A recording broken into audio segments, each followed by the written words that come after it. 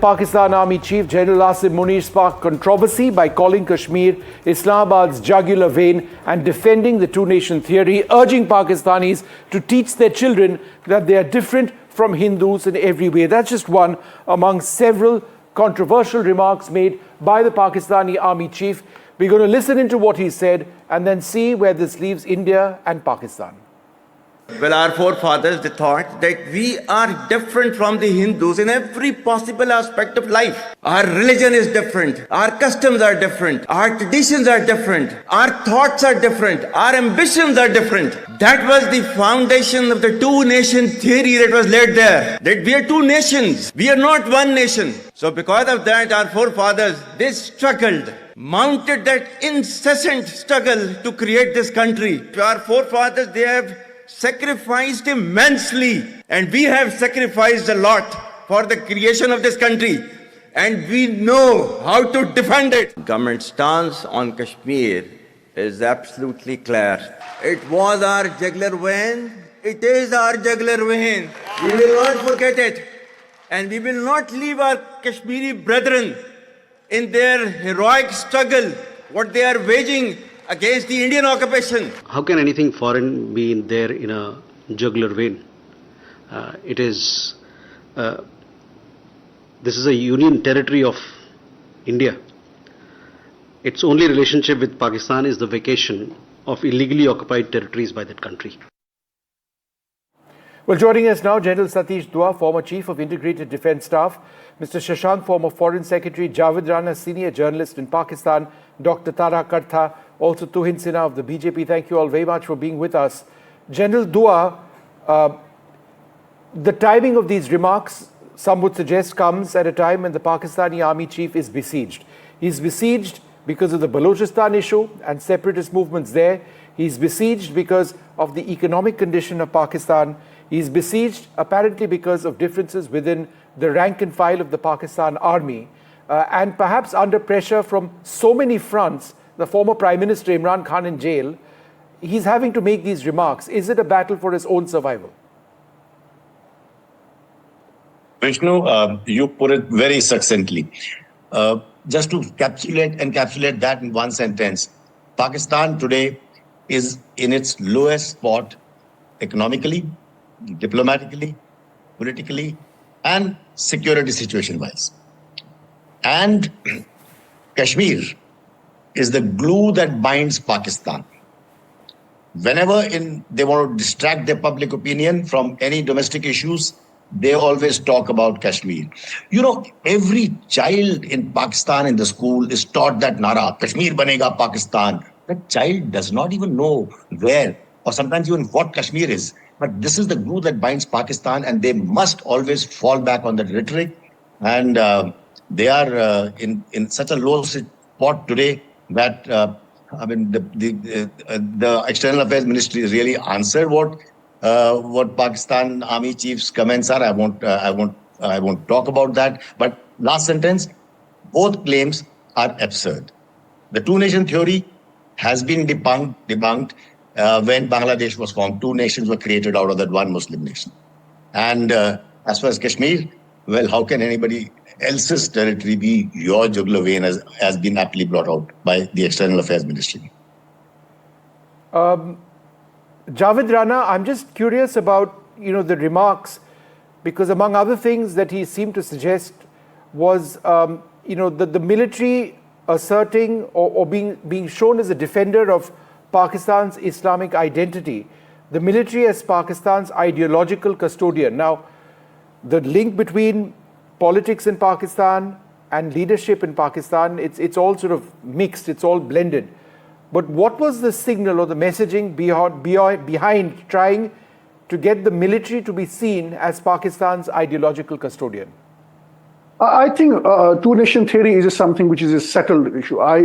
We are not in 1947 to discuss the same thing again. But in a broader picture, the two-nation theory is basically Muslims and rest of the nations all over the world. It's not just Hindu. And then all other countries like Bangladesh, Pakistan, we have so many other countries in Middle East and in African countries and they are all the administrative units. Basically, this is a kind of a theory, and which is quietly applicable when Ottoman Empire was there about 125 years ago. Then it was, I mean, in a shape when there was one administrative unit. Now there are different administrative units. Now this is basically theory. We should not get into this debate. Now the bigger question about the reference of Kashmir, I can just give you a background. The background is that during General Asim his predecessor's time period, I think there was a lot of track to diplomacy, whereby probably Pakistan was having some kind of a settlement with India over Kashmir, and one of the solutions could possibly have been that India could have retained its part of the solution, its part of the territory, and Pakistan could have retained its part of the territory. Those were the proposals which came in the media. And I think part of the reason Imran Khan's government was removed was because of the fact that Imran at one point of time was on board with the General Bajwa. But later on, he said, no, this is something I can't accept because there will be a huge public backlash. So I think the current army chief is trying to give impression and telling the people that gone are the days when those proposals were there. All right, so it puts an end to those proposals. But at the same time, let me also tell you, I mean, I can understand the nationalist leader in India can say that it is a part and parcel of India, but since there are so many numerous UN Security Council resolutions, Indian part of Kashmir and Pakistani part of the Kashmir, both, they remain disputed. These are the facts on the ground. We cannot deny it. All right. And so far, there is an LC between the two. India strongly denies that, but I understand that you represent a Pakistani perspective on this. I just want to move across. I'm telling you the international position on Javed, I take your point. I'm not interrupting you for the sake of interrupting. I have other panelists as well.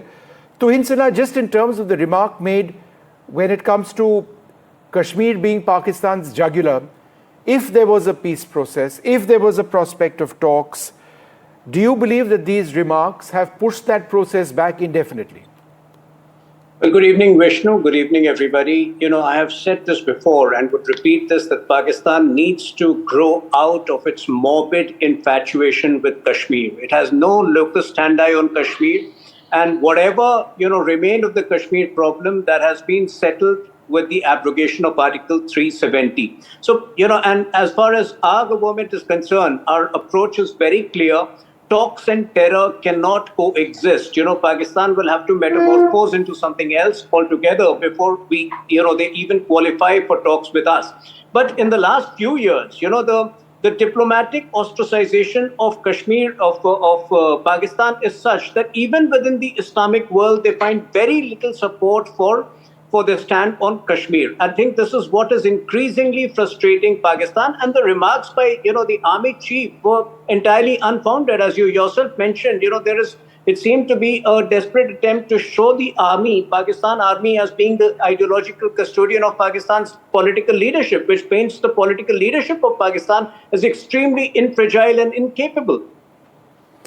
Dr. Tarak Artha, do you believe that the remarks made by the Pakistani chief were aimed at sort of unifying or presenting a unifying narrative at a time when Pakistan faces a huge insurgency in Balochistan? Vishnu, it's very simple. He's talking to a bunch of overseas Pakistanis. He's selling Pakistan and he's selling the Pakistan army. They provide 8% of GDP. That is the status. For us, we've got about 10 times the kind of remittances which Pakistan has. Ours is just 3%. Theirs is 8 to 10%. They depend on these guys. Okay, that is one. Number two, the fact is that when it's a very chest-beating kind of exercise to say that we can keep the country together, we can do this, we can do that, which is, well, fine if he just does his own thing and says there's hardly any terrorism. When terrorism is in the whole world, Pakistan is the second highest in terms of terrorist attacks. These are facts you cannot put aside. And I just want to say this, when he says, I get the two-nation theory where the Pakistan gentleman is coming up from that. I get what he's saying. But the fact is that Pakistan was created with opposition from Balochistan, with Khyber Pakhtunkhwa didn't know anything about. I mean, there's an excellent, in fact, Pakistan media report which says that half those guys didn't know what was being voted on. In Punjab, they nearly lost. And in Sindh, in the Muslim League, got 27 seats out of 60. So what is this? This Pakistani says, teach your children. You nearly lost it. So there's a lot of stuff here which you can poke holes at. But basically what he's doing is, he's depending on these overseas Pakistanis to continue the remittances, who, by the way, for example, in the UK, are among the poorest of the poor. This is the fact. Yeah. So I think I'll stop there. But that's where all this is coming from. The big talk on Kashmir, which, by the way, is, well, the whole thing is aimed at showing that they can stand up again. They always do. They do this all the time. So that's the end of talks, I think, for the time being. No, that's my sense as well. Ambassador Shashank, I mean, as a former foreign secretary, somebody who's seen it all, how would you assess this escalating anti-India sentiment right now at this stage by the Pakistani army chief? What sense does it make? Well, anti-India part is relating to Jammu and Kashmir. The other part is about anti-Hindu. Yes. Where I would say that he was speaking to the overseas Pakistanis who have for a very long time abroad in the international atmosphere, they have been telling that Indians and Pakistanis should work together and be known as South Asians. And they feel very embarrassed when they are called Pakistanis. In fact, many of their lady wives, they use bindi or keep them in their purses in order to show that they are really Hindus. So for them, it's very difficult to understand what is the difference between Hindus and Muslims and why did these people cause partition of India in 1947. So he's trying to convince them that your generation and your second, third, fourth generations, they should understand. But he is not able to tell them that Jinnah, even after 1947, he was trying to make deal for a property in Bangalore. So I do not know how this Pakistani army chief does not know this, that the person who caused partition of India was still trying to get some properties in India. Therefore, I think this is total, I would say that maybe he's a Hafiz. He knows Quran by heart. I have no doubt about it. So maybe he feels that in Bangladesh, there is a possibility for Pakistan to get back an entry on the Islamic angle. And we have known that many of the Westerners, when they now come to South Asia, they feel frightened of the Islamism coming out of Pakistan and Bangladesh. So I think maybe he's trying to make a cause for himself, for Pakistan in South Asia on that ground. As regards terrorism, I think now that is all over. They have been treated as the country which has been subject to terrorism themselves, and they have been spreading terrorism all over. Finally, I would say that on Jammu and Kashmir, there was a time when we were negotiating with Pakistan that they should not use POK for causing terrorism activities across into India. And they had agreed to that. But after 26/11, when they really tried to interfere in India's internal affairs and sent Pakistani terrorists with Hindu names and with kalabas, which means that they were trying to really cause total disruption in the Indian society. So I think it's all over now. 370 has been done away with, and it's very clear that there is a Indian Parliament's resolution saying that the whole of Kashmir is ours. There are UN Security Council resolutions, which my friend from Pakistan is talking about. Their first clause was that the Pakistan army should withdraw immediately. And after that, India should take administrative control of the whole area and then decide what is to be done. And that was never done. And that's the point that Ambassador Shashank is making. So every other part of that resolution wouldn't stand if the basic premise was not met. And it has never been met. General Duab, it almost seems delusional for any Pakistani army chief to keep harping on Kashmir being jugular. As a military man, how does that objective seem utterly unrealistic? Not just in terms of what's happening on the line of control, but even internally where the law and order situation, the fight against terrorism, is so much better than what it was, let's say, a decade back. See, on one hand, it is what you said. The situation has vastly improved on the line of control and in J&K from our side, on our side.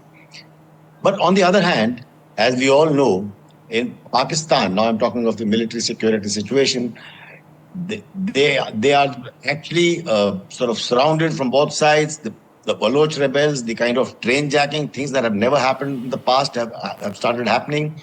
The Afghanistan, where they thought they would gain strategic space, is the other way around. The Pashtuns have actually gained strategic space inside their country, Khyber Pakhtunkhwa. So, kind of security situation that the Pakistan army has to deal with. And on the other hand, one also hears of some rumblings within the army. So their situation is not very pleasant. On top of what has already been discussed, I think, like Tara said, Pakistan Army Chief is also trying to take an ideological stand as if they are the custodians of the ideology of Pakistan, and are they playing to the domestic audience to divert attention from their perilous situation? Javed Rana, is there a basic disconnect between people you speak to, common people, educated people, who don't want any of this jingoism, and what the Pakistan Army Chief has now said? I think so far India is concerned, I think what Army Chief has said, that represent what people think about it. I think this is an issue which is a non-controversial in nature. But again, when you raise Kashmir's issue, then obviously India looks at it from a perspective which is a more nationalistic. But again, that perspective internationally lacks legitimacy. This is a foregone reality. We should admit it. Now, since India has annexed it, it doesn't mean that it is not the disputed territory. Now, bigger question is that what is the reason that the Army Chief has chosen this time?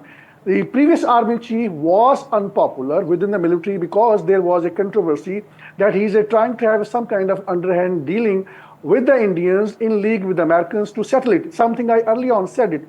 Now, in that context, I think these remarks have been made. Partly, this is one part.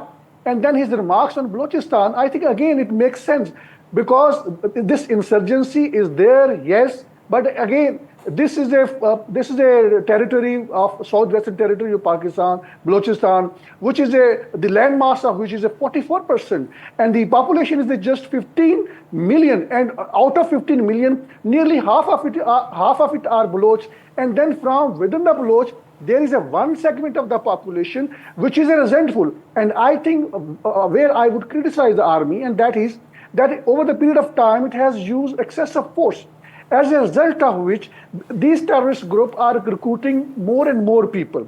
There is no representative government in Balochistan. That is a part of the reason. There is no representative government in Islamabad. The federal government is not representative because there was a rigging in the last general election. And all these issues can be resolved through peaceful means. All right. So all of these issues can let me finish. That is where I think because of the involvement of Javed, you've got 20 seconds. I have to move on. That is the hurdle. I think the day army quit interfering in the political affairs, things will start coming back to its real shape, and this Balochistan issues and this insurgency. I think that's an important way of actually ending this discussion, and I think every speaker on this panel would agree that if the Pakistan army stopped meddling in the affairs of civilians in Pakistan, and if democracy had a real chance at stability, then perhaps a great deal of this would all go away. We'll leave it over there.